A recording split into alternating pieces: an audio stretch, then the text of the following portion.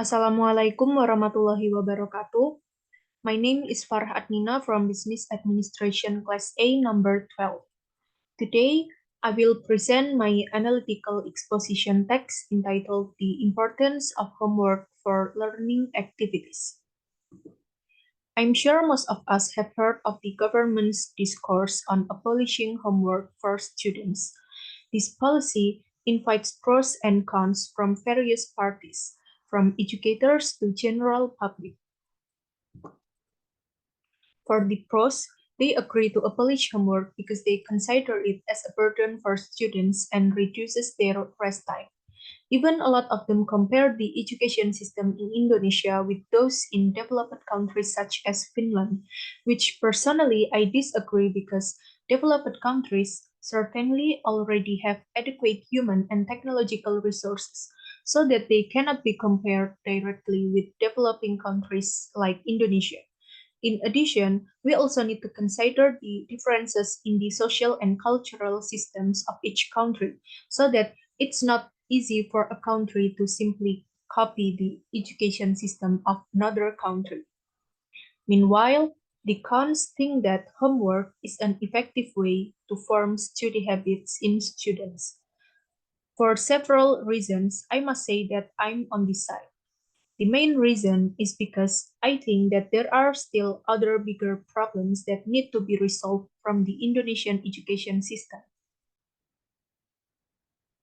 If it's imagined as a tree, abolishing homework is like we just cut down the tree trunks, while the roots of the trees that remain in the ground are like other educational problems that are actually more urgent to solve.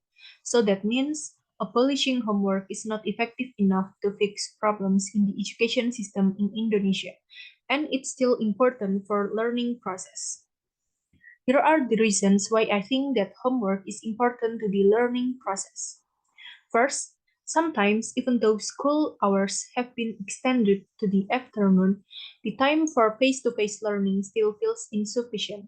This is because there are so many competency loads that students must achieve, while teachers must try to catch up on all of that before the end of the semester. As a result, the teacher inevitably continues to give homework to get around the competency load that has not been achieved. The second reason, each student has different abilities in understanding the subject material. By giving homework, students can comprehend the material independently, which will be checked by the teacher to assess their comprehension. From the results of the homework, the teacher can give students feedback as well as evaluate the effectiveness of their teaching methods. The third reason, homework can encourage students' sense of responsibility and increase their self-regulation skills. Self-regulation skill itself is very important for students to develop because it will help them establish their learning goals, set learning strategies, monitor and reflect on their learning outcomes, and improve problem-solving skills. When planning an education policy, it is important to consider not only the condition of students, but also the teaching staff as well. Don't let a policy even burden one of the parties, because this could lead to bigger problems in education in the future. That's why I think before the government implements the policy on eliminating homework, it would be better if they prioritize improving other problems of the education system, such as simplification of the curriculum, improve the competence of human resources, and reduce the learning load. Homework actually has many benefits for students and is no longer a burden that causes stress on students if it's properly designed.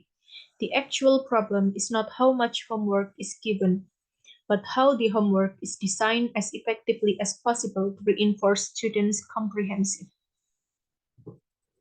I think that's all from me.